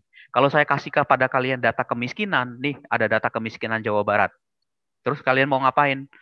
Mungkin pertama kali udah Pak, saya bikin data inputan aja Pak. Data inputan orang-orang warga-warga yang miskin, ya sudah seperti itu. Itu sistem informasi biasa. Tapi ketika kita disodorin data itu, kita sudah dapat ilmu machine learning ini, maka kita akan ketemu datanya. Waduh, ternyata gitu ya. Ternyata tingkat kemiskinan Jawa Barat itu ya bisa kita prediksi penyebabnya apa. Ya, ada macam-macam, ada 3 kelompok penyebab tingkat kemiskinan itu. Ya. Jadi gitu ya. Tahun 2015 saya hampir dapat project tingkat kemiskinan itu se-Jawa Barat, tapi gagal ya waktu itu. Hanya gara-gara salah menentukan tim dan menentukan sistemnya salah. Ya, harusnya dapat itu. Jadi kita bisa dapat. Makanya saya bisa cerita itu. Jadi hanya salah menceritakan aja itu output yang diinginkan oleh pemerintah Provinsi Jawa Barat. Nah, kalau dapat itu kita bisa dapat project untuk kita bisa petahkan di situ. Kita bisa dapat di situ. Berapa banyak mengolah datanya. Sisinya gimana? Harus kita paham nih, harus tahu kategori tingkat kemiskinan orang itu dihitung. Ada macam-macam indikatornya. Nah, itu baca datanya. Ya, nah memang yang di Indonesia ini salah satu hal yang menjadi krusial itu adalah tentang data. Ini masalahnya nggak hanya masalah sehari 2 hari, tapi masalahnya sudah puluhan tahun. Indonesia memang dari dulu tidak biasa menyimpan data dengan baik. Aplikasi oke, nggak masalah, tapi tidak banyak yang bicara itu. Nah, mungkin mulai 10 tahun, 8 6 tahunan berikut ini dia mulai rapi di situ ya. Ada satu lagi link tentang data. Ya. Satu data namanya ya. Satu data, data.go ya. Nah, ini satu data namanya. Oke, ini bukan ini ya, ini punya KKP. Nah, ini data.go.id. Ini portal satu data. Oke, nah ini. Ya. Ini data ini ya, nah ini banyak nih. Jadi kalau kita repot, kita bisa cari data-data di sini. Tapi tidak semua dinas, tidak semua kota kabupaten menyimpan ini. Data jumlah siswa SD Kota Mojokerto tahun 2018 tinggal diambil ya. Jadi kita bisa olah. Kalian atau kita bisa ngambil topik skripsi, tidak perlu observasi ke perusahaan, tapi sumber datanya ada di sini, dia ambil. Mau ngambil coronavirus tadi dari sana, mau dari Kaggle boleh, mau ngambil pemerintah Kota Cirebon, coba kita lihat ada nggak di sini. Nggak tahu juga saya ya, lengkap apa nggak di sini. Kita ambil nih contoh, Dinas Kearsipan Kota Jambi, ini datanya. Data jumlah siswa SD tahun 2018. Kalian mau analisis apa dari sini? Perkara pidana yang biasa masuk yang diputuskan oleh Pengadilan Negeri Mojokerto. Nah, ini bisa kelompok nih. Bisa belajar bikin training data sistem tentang ini. Surat izin mengemudi yang dikeluarkan oleh polisi resort per bulan dan jenisnya. Bikin sistemnya. Data destinasi yang ada di Kota Mojokerto. Ini baru Mojokerto saya pilih. Oke, kita bisa pilih lagi yang lain-lain kalau misalkan mau ya, instansinya apa? Misalkan Banjarnegara. Tuh, ya. Daftar nama OPD yang telah menerapkan arsip secara jadwal dalam bentuk Excel ini. Ini luar biasa. Indonesia baru mulai ini. Ya, Indonesia baru mulai menyimpan data ini dalam satu. Tujuannya apa? Tujuannya biar kita bisa mengembangkan nanti sistem-sistem yang baru berkaitan tentang machine learning. Jadi kalian bisa aja membuat sistem baru, ya, bikin startup baru yang berkaitan tentang data. Ya, bisa bikin sistem startup baru. Nah, kalau bicaranya mau di Android, mau di web, itu tools sisi lain yang ada di luar machine learning. Kalau kalian tanya Pak harus punya kemampuan programming nggak Pak belajar di machine learning? Bisa ya, bisa tidak, saya jawab gitu. Ya, bisa ya, bisa sangat expand sekali, bisa ya, bisa juga biasa-biasa saja. Ya, terus perlu ngerti matematika dasar lanjutan nggak perlu. Ya, tapi ada matematikanya, ada hitungannya, ada. Nah, yang penting dari itu adalah bagaimana cara membaca data. Itu yang tidak banyak dipelajari oleh orang. Tidak banyak orang yang tahu. Itu satu sudut pandang, satu sudut pekerjaan yang akan banyak ke depan. Setiap perusahaan sekarang, perusahaan yang besar, ada satu unit di dalam IT-nya. Itu namanya adalah bagaimana orang itu bisa membaca data. Pekerjaannya cuma gitu aja, bikin data, bikin ini. Ya, jadi pekerjaannya cuma gitu dia, menganalisis data, informasi. Nanti dikasih bagian marketing. Marketing misalkan mau jualan produk nih. Kita mau jualan produk ke Indramayu. Jangan dulu jualan nih. Indramayu tuh segini. Iya ya, jelek terus ya.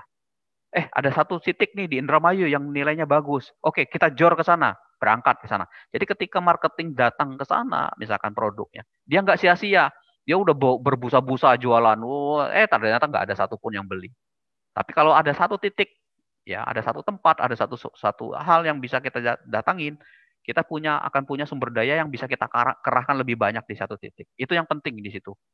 Nggak banyak orang dan ini kalau bicara data kebijakan di atas. Jadi kalau kita staff, pimpinan kita. Kalau kita pimpinan, kita punya pimpinan lagi pimpinan kita. Karena tidak semua pimpinan itu mengerti tentang data dan suka dengan data. Ya, jadi kalian ketika ketemu dengan nanti berbaur dengan banyak orang di lingkup pekerjaan ataupun di lingkup bikin-bikin itu, ada banyak kepentingan yang kadang-kadang tidak bisa kita masukin. Ya, nah kita orang-orang, kalau saya sih tinggal tutup tutup telinga aja kalau mau cerita. Oh ini, guys, oke. Intinya mau ngerjain apa? Bikin gini gini gini. Cuman kita kasih saran, sebaiknya jangan lakukan itu. Ini. Karena datanya toh bicaranya seperti ini. Walau alam benar apa tidak data itu ya, ini kan prediksi ya. Jadi walau alam kebenarannya, hasilnya seperti apa. Tapi kita mencoba mempelajari itu dengan ilmuwan kita seperti itu. Itu ya, yang lain. Ini bisa dipakai nih sumber data baru nih, data.go.id. Kita sudah dapat Kaggle, kita sudah dapat data tentang coronavirus ya, dari covid.go.id juga udah bisa. Itu ada lagi yang lain sebelum ini? Pertanyaan silakan. Ya, oke. Belum? Cukup ya? Ada pertanyaan? Cukup, Pak. Cukup. Oke, terima kasih Pak Ran. Yang lain, terima kasih atas ininya ya. Jadi sekali lagi buat ujian nanti, jangan khawatir ujian ya sekali lagi lah ini. Kalau di saya sih nggak terlalu masalah ujian. Yang penting kalian ikut step yang nanti diperintahkan di tugas. Jadi nanti saya upload. Jadi nanti gini ya, mungkin mungkin sehari sebelumnya saya upload di Edmodo yang berkaitan karena datasetnya kan nggak mungkin diupload di dalam kalau datasetnya arahnya ke internet misalkan di Kaggle kalian bisa ambil di Kaggle atau kalau kalian bisa masuk ke GitHub di GitHub saya tinggal diambil. Jadi nanti saya siapin untuk UTS nanti datasetnya diambil dulu di sini atau kalau kalau misalkan mau di copy duluan boleh dipelajari dulu. Nanti mengerjakannya saya set ini sebagai praktikum. Jadi waktu 2 kali 24 jam. 2 kali 24 jam jadi 2 hari. Ya. Nanti yang diupload yang diupload di Word, yang di copy gini. Jangan ininya kalau mau dikerjain di GitHub nggak apa-apa sebagai cadangan. Lengkapnya Pak ada di GitHub ditulis di Word-nya. Tapi kalau misalkan ini mau di copy di Word, ya ininya di copy paste aja di screenshot ya. Misalkan ini contoh saya screenshot nih. Saya copy, ya. Nah, kebetulan saya screenshotnya bisa di blok ini. Nah, ini kan tinggal kita buka, misalkan di sini ya. Kita akan buka. Nah, copy. Kasih penjelasan di sini. Penjelasan. Bla bla bla bla bla. Karena apa? Karena perintah ini sebenarnya kan gampang banget ini. Ya, nah ini misalkan ini. Nah, ini kan capture gambarnya. Tinggal di copy. Ya.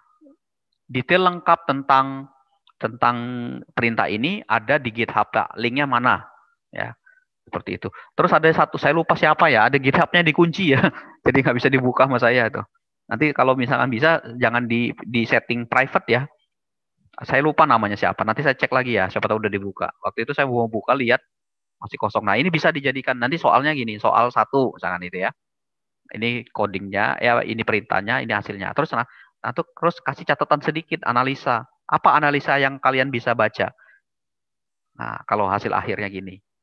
Kalau analisanya misalkan hasil di akhir ini, misalkan ini. Kasih penjelasan lah, apa aja lah ya, diuraikan sedikit. Ini misalkan contoh di sini. Apa sih maksud angka 12.000 ini? Misalkan ini tadi. Misalkan ini ya, saya copy. Ini saya copy, misalkan di sini. Oke. Ini kita copy ke sini, kita masukin ke sini. Nah, misalkan ini. Nah, kita lihat di sini. Dari prediksi, misalkan di sini contoh ya, saya coba ini. Misalkan contoh ini. Dari prediksi horsepower dengan nilai 100 diperoleh angka 12.728 ribu,05. Artinya bahwa tingkat harga atau nilai harga prediksi ya untuk kendaraan, misalkan untuk kendaraan dengan nilai 100 adalah sekian ya, sekian. Nah, selanjutnya data ini bisa ditambahkan di dalam dataset. Oke. Itu ya hasilnya, prediksinya ini, angkanya ini. Oke, gitu. Jadi penjelasannya ada sedikit. Kalau misalkan grafik ini tadi, ya nggak usah detail-detail banget ininya dijelasin. Misalkan contoh ini kalau kayak di modul misalkan kayak di modul ini misalkan, nggak usah dibikinin panah-panah gini, nggak usah lah, ya. Umum aja dibikin. Misalkan ini, nah ini, ya. Misalkan ini dibikin ini, ya. Kalau misalkan mau boleh seperti ini. Kalau enggak juga enggak masalah ya. Yang penting dinilai. Nanti nilai ini dapat buat apa, nilai ini buat apa, terus kemudian dikasih penjelasan di sini. Tadi yang pertanyaan yang tadi data testingnya ini artinya 0,2 ini 20%. 20% nanti kan kalau di sini kan enggak kelihatan hasil trainingnya. Kalian tampilkan ini 20% data trainingnya, data testingnya tuh adalah ini. Seperti ini, ditampilin di capture seperti itu. Nah, bikin dulu yang umum-umum dulu, baru kemudian masuk ke yang lebih spesifik kesimpulannya. Ya, jadi soalnya nggak banyak di situ ya. Oke, itu aja dari saya ya. Oke, terakhir saya minta foto buat itu ya, buat dataset, buat ininya, foto BAP ya. Silakan kalau ada pertanyaan ya, yang lain. Oke, absen jangan lupa ya. Nah, nanti mudah-mudahan kita nanti setelah UTS akan lebih banyak lagi nanti. Saya lagi cari proyeknya itu ya. Ada yang soalnya bicaranya data-datanya itu tadi itu repotnya itu tidak banyak orang yang mau ngasih data ke kita. Kalau kalian punya kenalan atau data itu bisa aja kita jadikan sebagai subjek untuk mengerjakan ya. Oke, ini ada 2 lembar ya. Oke, saya mulai halaman pertama dulu ya. Oke, siap ya. 1, 2, 3. Oke. Oke. Satu lagi ya, halaman kedua ya. Oke. Oke, siap ya. 1, 2, 3. Ya. Oke. Ya. Oke. Absen, jangan lupa ya. Oke. Itu dari saya ya. Sekali lagi terima kasih atas waktunya ya. Tetap semangat. Mungkin ada beberapa dari kita yang model perkuliahan gini nggak terlalu suka ya dengan daring seperti ini. Banyak resource yang kepakai gitu ya. Tapi mohon dimaklumin ini hanya bukan kebijakan lokal, tapi kan nasional, daerah juga kan masih dalam kondisi seperti itu. Jadi harap memaklumi hal-hal seperti itu. Kendalanya kan tidak hanya di sisi mahasiswa, dosen juga mengalami, kita juga dosennya mungkin nggak hanya di kita ya, dosen yang lain juga di kampus lain juga mengalami proses itu. Mungkin model-model pembelajaran yang lain akan coba kita dapatkan, kita cari yang lain yang bisa menarik lah, intinya seperti itu. Dosen-dosen selalu berusaha seperti itu. Kita juga sering diskusi di ini gimana ngajarnya, ada kendala apa seperti itu. Jadi tapi yang pasti dari itu semua tetap poinnya di masa sekarang ini, satu kesehatan ya, kemudian jaga semangat ya, motivasi yang kedua, terus kemudian lakukan hal-hal yang positif di banyak hal ya.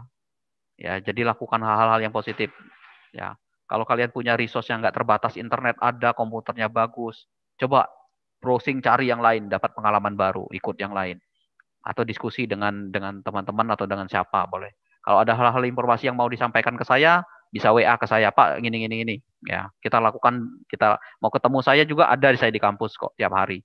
Ya, jadi tinggal janjian nanti kapan mau ini. Terus kemudian isi kegiatan di masa ini dengan hal-hal yang lain, tidak hanya, waduh, bosan Pak programming terus, cari yang lain, yang kegiatan lain yang bisa dilakukan. Seperti itu ya. Oke, dari saya itu. Kalau tidak ada pertanyaan, sekali lagi terima kasih atas waktunya. Sukses buat kita semua ya. Saya tutup dengan ucapan Assalamualaikum warahmatullahi wabarakatuh. Terakhir, Waalaikumsalam warahmatullahi wabarakatuh. Nanti sukses UTS-nya juga. Kalau ada kendala-kendala, cepat dikabarin ke saya di UTS-nya itu ya. Ya, jadi biar kalau masalah teknis misalkan MyCEC-nya, itu nanti bisa segera disampaikan ke saya. Gimana teknis pengerjaan atau apa-apanya. Kemudian kalau ada kendala yang lain, sampaikan juga ya di WA apa. Pak nggak bisa ikut ujian, lagi sakit atau apa. Oke, download dulu minimal soalnya, ya. Terus nanti pengerjaannya nanti diatur teknisnya seperti apa. Itu aja dari saya. Tetap semangat buat semuanya. Sekali lagi, ya terima kasih atas waktunya. Selamat pagi. Saya tutup ya. Oke, terima kasih. Terima kasih, Pak.